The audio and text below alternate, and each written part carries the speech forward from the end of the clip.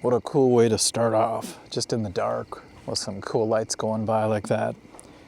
Sorry I have to ruin it, but I have to see. All right, so it's like 1 in the morning and I wasn't gonna scoot tonight because it just rained out. And it's getting not super late. I mean, last time I did a video, it was like 4 in the morning, but I really wanted to go home and eat because today I've been trying to get through my routine, plus testing out my app still, putting it through the paces, you know? Like today I actually recorded a full band type situation where I did all the instruments and it worked great. I just had to make a couple tweaks, which is now gonna be the last week of testing. Holy, look at that whole family.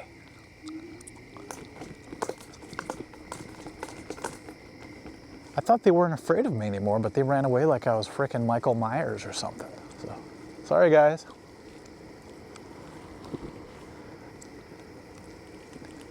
So it's pretty exciting. Although it's crazy, you think you're done. You're like, oh, it's perfect. And then you're about to just wrap it up and say, let's make this available. By the way, you're probably gonna see a little bit of lightning in the sky, but I think the rain is over from what I saw. But it's crazy when you think it's good and then you find one little thing. It's not even little. You're like, oh man, good thing I caught that. You know, maybe like when you save a drum loop and it comes back wrong or something, you're like, man, that would have really frustrated people. So I gotta make sure I put it through all the different situations, you know. Oh, frog. Little toads and frogs. That's the one thing about after the rain, is you have just different situations, you know. You gotta watch out for those toads. Ugh, mosquito just went right in my ear. And a little bit of danger about slippage. Because these scooters are pretty good on wet trails, but you still gotta be a little bit careful, you know. You know, if a dog starts chasing you, just kidding. All right, ugh. God. The one thing about having a light on your scooter, which all scooters have them now, I believe, is bugs are just drawn to it. It's like those electric bug zappers, you know? So you'll be going along and all of a sudden, zoom, right in your face. You're like, okay, I'm basically a moving target for these things. Speaking of electric zappers, oh my God, I bought one. And I mentioned it a couple episodes ago, real briefly, but I actually got a chance to use it because I rarely have flies where I live. And I don't know why, maybe some fly laid an egg, a couple eggs or something. I don't know what they do. I'm gonna leave one egg right here. But in the past week, I've had 3 flies just coming out of nowhere. And one of them was in my room right before I wanted to go to bed, and I already took my contacts out. So I stood there like an asshole with a swatter, just hoping it was gonna pass right in front of me, and it actually did. So I think that thing had a death wish or something. But I bought the electric zapper because I went to an Indian restaurant and I saw this guy use a cheaper one, and it just went zap. And I saw the fly fall right to the floor. I'm like, good thing it didn't fall into that person's food, you know, because it was close by this customer. And I thought, that is really effective. And I wonder if it's, you know, a faster death. I mean, swatting a fly is pretty damn fast, right? But you just don't know. It's hard to ask a fly. Like, hey, what do you prefer? Getting squashed or zapped? So I bought a pretty decent one. And I guess it puts out, I think it said 2200 volts. I don't know if that's right. That sounds like too much. And I charged it up, and the first fly I went up to, and it was like flying up by the light, up by my ceiling. So I swatted at it, and I heard it kind of zap it, and then I looked and it just kept flying. Like, well, that's not good. Maybe I have a shitty one, you know? Ooh. Hammock girl has company. Okay, and so I'm just like, I'll try it again, you know, and if this thing if it just barely works, I'm gonna have to return it. and the fly comes up and I hit it again. This time it goes down.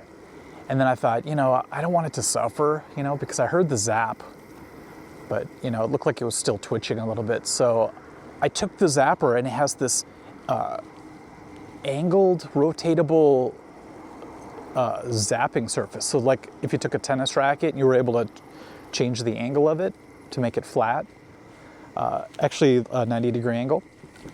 And so I put it on the floor, like where the bug was like laying, and it just went zap, tap, tap, tap, tap, tap, tap, tap, tap. And it was like lighting up, and I'm like, oh my God, this is overkill, you know? And then I looked, and the thing was, you know, basically curled up and dead. And I'm like, God, is this cruel and unusual? Like, did that thing feel it the entire time? So, what's that? Oh, it's a rabbit. It kind of gave me pause a little bit, you know? I'm like, maybe it's better just to frickin' whack them, get it over with quick. So, we'll see how it goes. With all these rabbits out right now, it's just rain, man. You guys gotta go chill. Go dry off. That sounds like a really shitty 50s insult. Go dry off, man. When I used to watch Happy Days, I thought it was so stupid. I was a kid and I was even like, sit on it. That's dumb.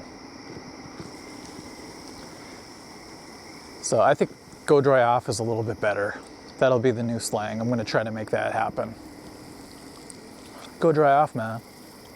You gotta be chewing gum when you do it. Go dry off, man. Okay, we have to make sure King Kong Bundy's still here. This is my new routine. Check on Bundy. It's gonna be sad the day he's not there. So I know somebody's gonna find him. Yes, he's still there. What's up, Bundy? He looks kind of mad at me. Sorry. If nobody claims you within a week, you're coming back home with me, baby.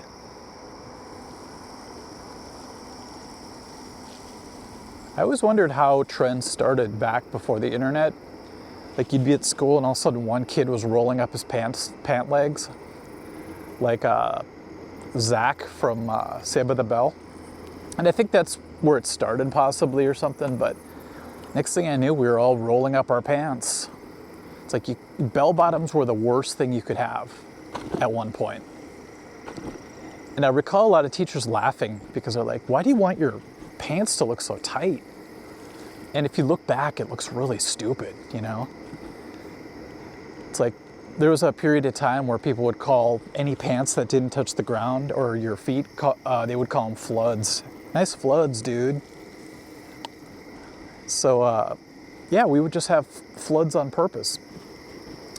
And I still remember how to do it. You had to kind of fold it over, you know, the side and then flip it up, make like a cuff, and then you do it a few more times just to make sure it doesn't come out, you know.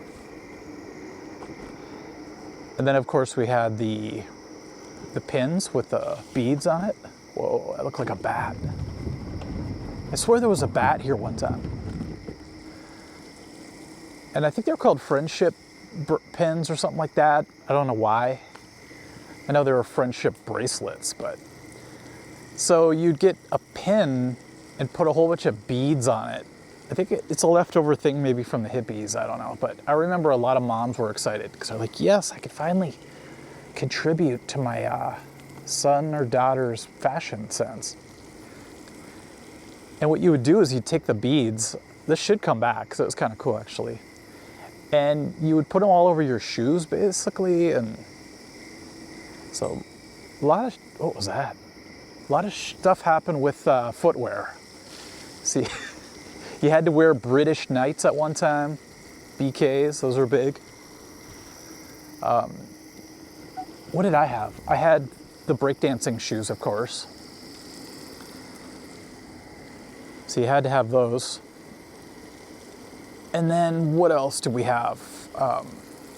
Rolled up your pants. We had the friendship pins. Whoa, it's getting like Thriller out here. Creepy. And I see lightning. Everything's just happening right now. This is wild. And then I think for a while in the 80s, the girls had the snap-on bracelets. Those were kind of fun. And I always wanted one, but as a guy, you couldn't really wear those. But that's a great invention. I feel like that was one of those inventions that was like a byproduct of something else, kind of like the slinky, but I could be wrong.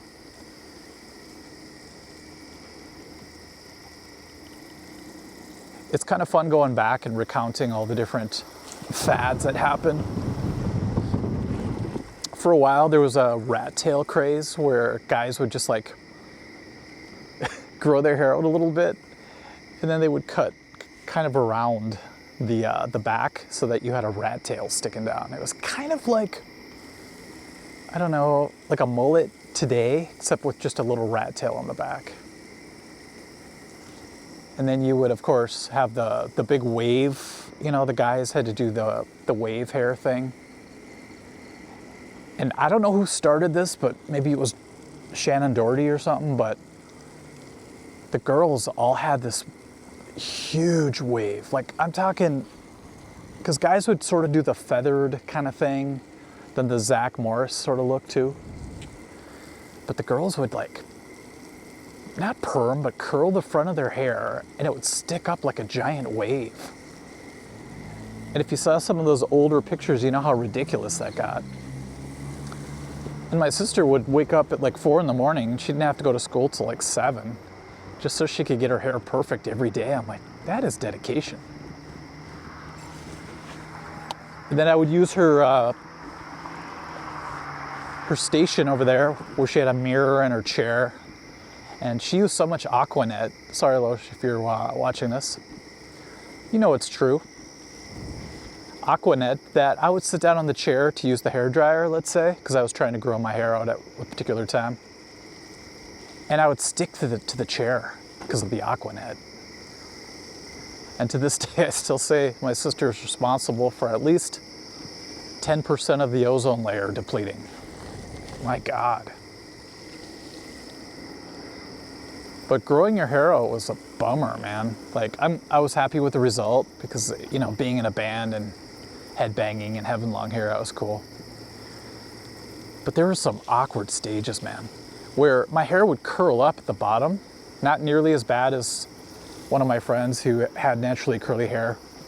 So he had to kind of wait for the curls to grow out long enough to just fall finally, like gravity had to finally take over.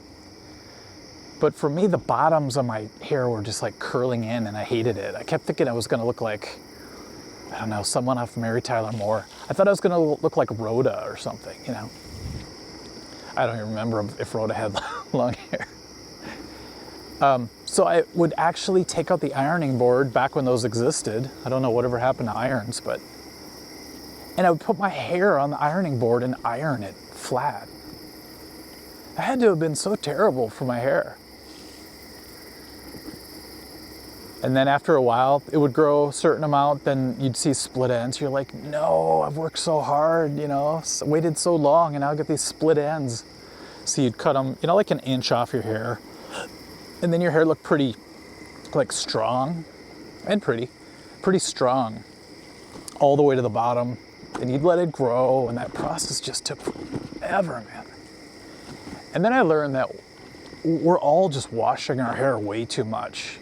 You know, of course, shampoo companies want to push that you got to wash your hair every day or some shit. And then I'll never forget, somebody said this one time, and I like thought about it. They're like, you ever notice, like, homeless guys always have the best hair? Like, thick and full, and they look like Fabio. And I'm like, that's kind of true.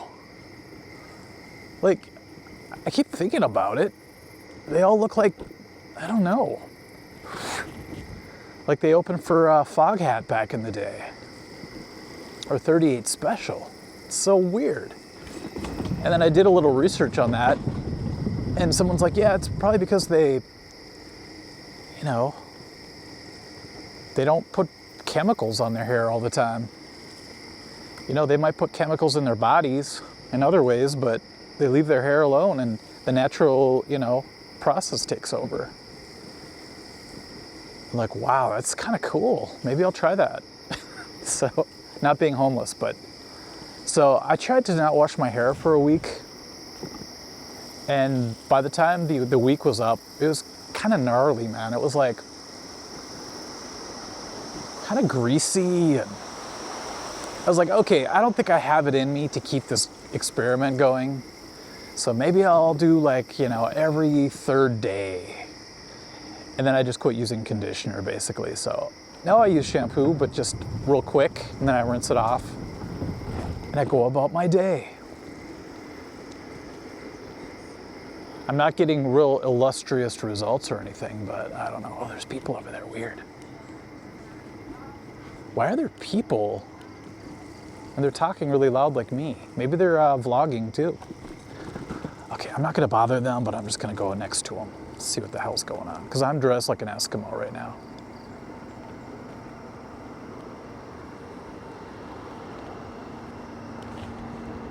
Because not only is it just getting done raining, and I still see thunder in the sky, or lightning. It's 65 degrees. So I have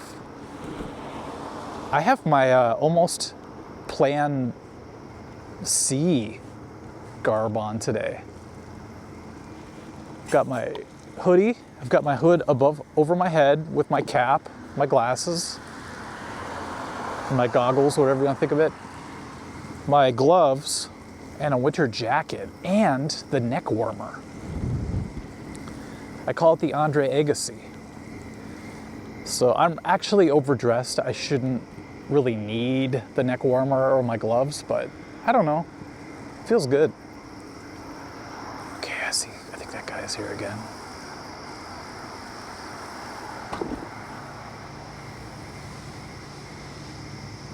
Jesus. He's just sleeping on the bench, man. I wonder if he slept through the rain. That's rough, man.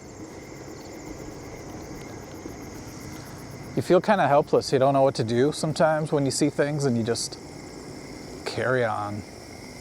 Carry on, my wayward son.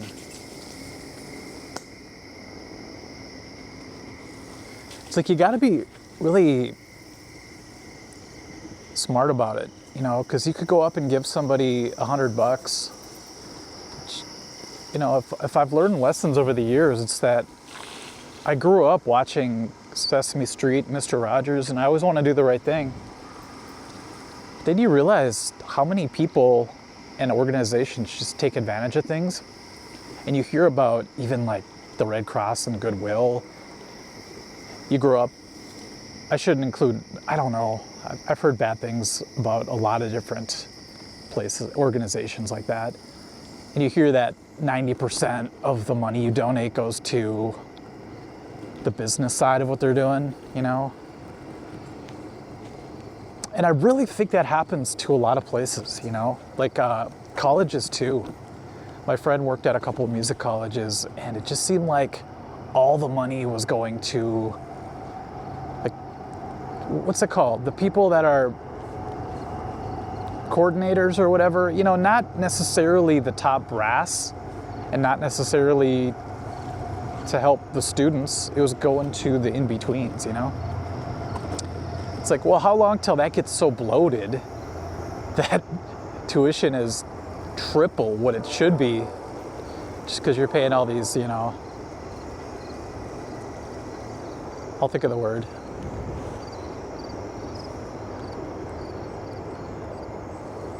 But the good news is there's a lot of places for people to go if they really need help. And I've just been burned too many times, you know. Although in my life I've been helped a lot with things. Not like I don't have food or anything like that, but I just realize whenever something kind of goes down, something's always there to help, you know. So it's a good feeling.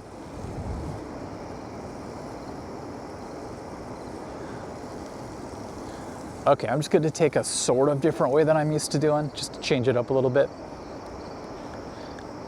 So I'm a little bit further in the stand, and man, this is the totally unabridged version. Stephen King even was like, yeah, I released this way back. Oh, I see a really cool looking house. Way back in the day, and they made me cut it down because it was so long that, you know, they said they couldn't publish it and charge what they wanted to for that many pages. So yeah, I just basically trimmed it up, you know. I performed surgery. Wow, look at this. This looks just like the gingerbread house in Hansel and Gretel. Or the witch's house, whatever that was. So anyway, then he put all that, most of it back in and put out this version that I'm listening to. So this is going to be quite a commitment. I learned the story of Hansel and Gretel the other day. Someone explained it in depth and I'm like, wow, that's messed up. As a kid, I just remember the two kids, didn't realize how like German their name sounded back then. Hansel and Gretel. I think it's German. And the dad, for some reason, the wife dies and the dad meets some new lady and she's like a kind of a witchy woman. And she's jealous of the kids because she wants all the husband's money.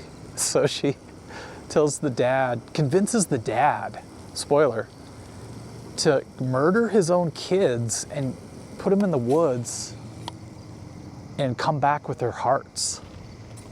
Isn't that messed up? So the dad can't do it at the last second. He lets him go. And I think he kills 2 rabbits, which is sad too, takes their hearts to bring back. And then the kids almost get eaten by this witch lady. I'm gonna go reread that because that's screwed up, man. And they leave a trail of breadcrumbs that gets eaten by a bird. I think that's a good lesson. And then what happens? The kids end up putting the witch in the oven. And that always terrified me as a kid, by the way, too. Like picturing a witch putting you in an oven. Good Lord. So they put her in the oven somehow. And then they find their way back home. And tell the dad, and the dad gets rid of the lady, and probably should have thrown her in an oven. No, I'm just kidding. I shouldn't say that. Especially with a frickin' German folklore story, you know? Let's just keep them separated, if you will.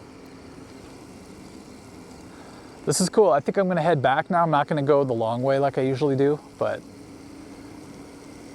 starting to get a little hungry, and I think I'm gonna get up a little earlier than usual because my dad and I are gonna go scooting. But that depends on the weather. Last time we tried to do it, it was raining out. It was like 70% chance of rain all day. And then I looked at the app today and it said 65% chance of rain.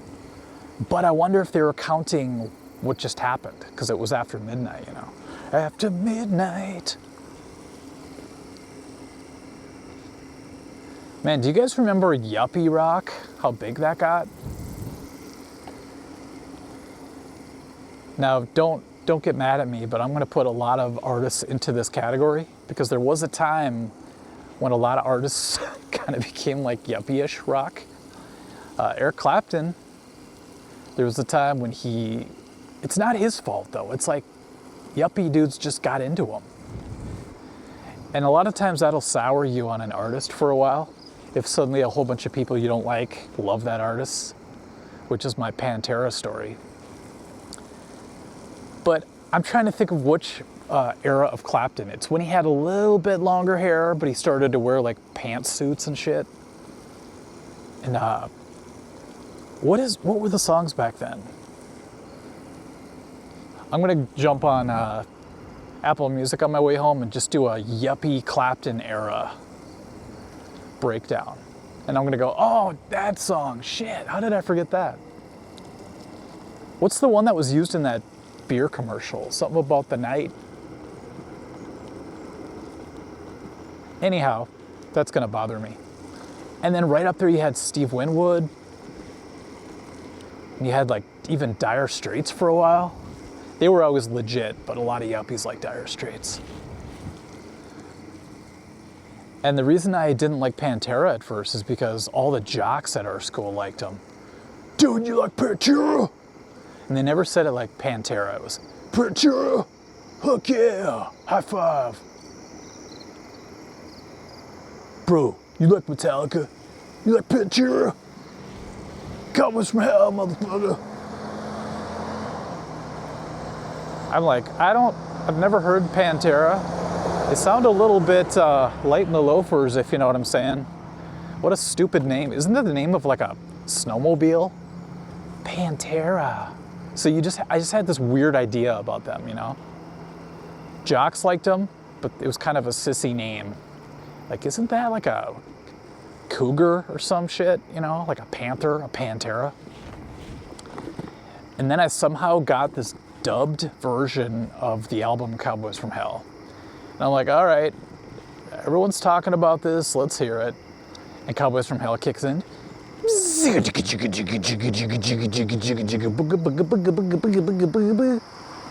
of a sudden, I was like, this is kind of intense. And I had no idea what I was in for, because I know it. Holy crap, I thought that semi-truck was going down the sidewalk for a second. Bring me a higher love. Okay, truck brigade coming out of the freaking tough. What the hell? People coming out of the woods. Oh, those are probably the walkers. Those two people walking. They looked at me like I was RoboCop. Like, why are you both wearing all white? That's kind of weird. You guys running away from a cult? And I'm sitting here with my winter attire on, you know. Girl was kind of cute, though. Hold on. This is going to bother me. Because this is how I get. I got to make sure those weird cult people aren't right behind me. Okay, Clapton. Oh, by the way, I was listening to Genie's Got a Gun, because that's like totally the vibe right now. Okay, Eric Clapton.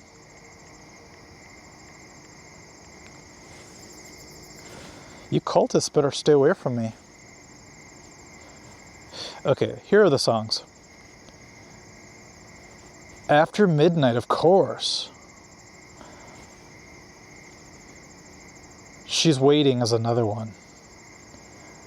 For another lover. Okay, I gotta play that tune, even though I'm gonna get copyrighted. I don't care. Yeah. Yuppie Clapton. Oh, sorry, that's gonna be really loud because it's right by my microphone. Cocaine Clapton, right? All right, I'll put it next to my microphone. I don't want to wake up this guy up here anyway.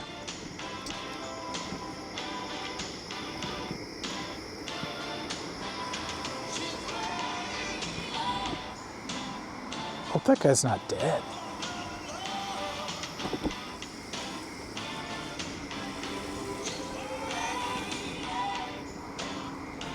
All right, so I think what I'll do is I'll take the bridge. Don't worry, I'm going to shut the music off. I just wanted to.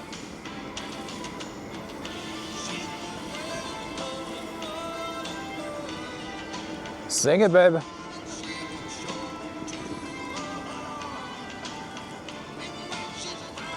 I gotta admit though, it is kind of weird that those people were just like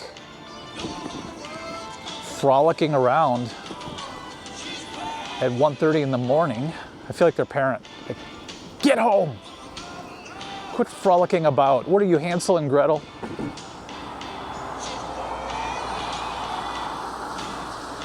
I've always had this fear of witches when I was younger because of the frickin' Wizard of Oz, man. That screwed up a lot of kids. I don't feel like that movie's for kids, you know? Okay, I'll shut the music off. Because I don't know how loud it is to you guys. Goodbye, Cocaine Clapton. I dig Clapton. I still don't think that's the song I was trying to think of, but it'll hit me. If I think of it during post-production on here, I'll put it in text or something. But I kept imagining as a kid, like a witch, and how creepy that is that she could fly and, you know. I also grew up watching that H.R. Puffin stuff that had a pretty terrifying witch. And that's why the Blair Witch Project actually kind of freaked me out. When it came out, it's so crazy how long ago that was now, but I recall just it was such a mystery and everybody thought it was real. It was like the first found footage movie to start that whole shitstorm of movies where everybody is suddenly holding a camera and shaky and making you feel nauseous, you know?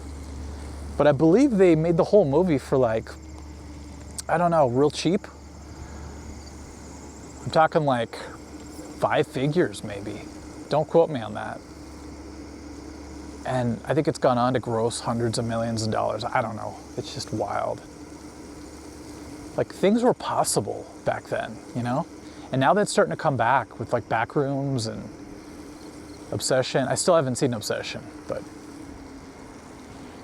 And I'm proud of these people because they're doing what they want to do and they're doing it their way.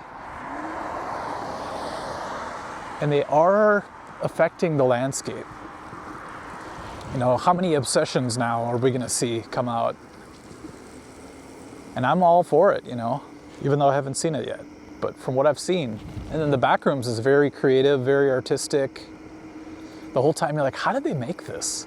Then you realize it was all done with computer graphics and Blender and all that stuff. And I'm just glad I never got into Blender because I would have never left my bedroom. You can basically play God, you know? You're like, I'm gonna make this entire landscape, like what you see right in front of you right now. I'm just gonna make it. So you start off with the 3D rendering of a street, going straight out. You design, you know, the tracks, you design X, Y, and Z axis, the lighting. And nowadays, you know, Blender is so big that you have all these third-party, like, oh, I need a light that strobes like that light over there. You could do it yourself, or you could pay, you know, 50 cents, 99 cents, and just buy the plug-in or whatever it is, you know.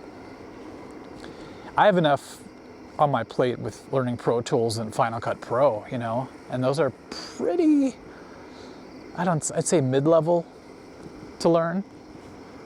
And of course, there's always a spectrum of how much you learn from each thing. I'm learning this by designing my own DAW, by the way. I'm like, you know, if somebody just wants to jump on my Capture DAW and record an acoustic and a vocal, they can do that, just with a couple pushes of a button. And it acts kind of like an old Porta Studio, so it's real intuitive. No waveforms, none of that. I keep hearing people. And then if you want to go deeper, yeah, I got a couple keyboard shortcuts you could throw in there. Oh, you want to group tracks together? You can do that, but you don't have to. And I'm sure it's the same with Blender, but it just seems so in-depth, you know? And it's funny because the very first thing that people always make, it's like part of the tutorial, is a donut. It's like, if you can make this donut, that's sort of like the hello world for coders. They just chose that to be the thing, you know?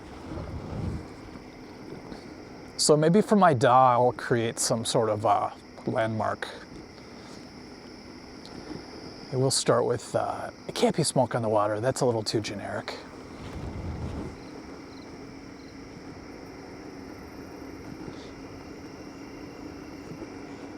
Woo! Can't be Stairway. Maybe some AC/DC, that's a safe bet, because almost everybody can play 3 chords, right? How about Back in Black? Just go E, pa, D, D, D, A with a C sharp at the bass note.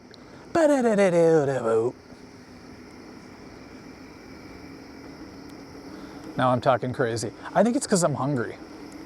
So I'm gonna get home and it's gonna take me like a half hour to make what I want to make. And then I'm chilling till tomorrow.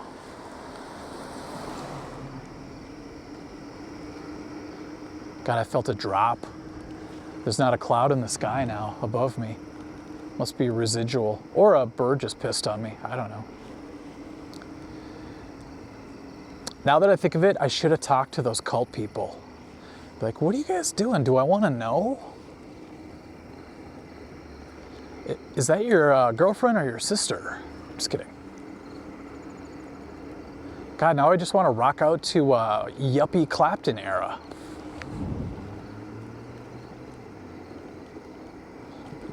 By the way, there were a lot of bands that kind of did the yuppie thing, where people got into them that were yuppies, like Fine Young Cannibals even. And I think Wang Chung was like that too. Or maybe it's because I remember that Cheers episode where Frasier was like, everybody have fun tonight. Everybody Wang Chung tonight. Okay, everyone, we'll catch you later. Thanks for watching.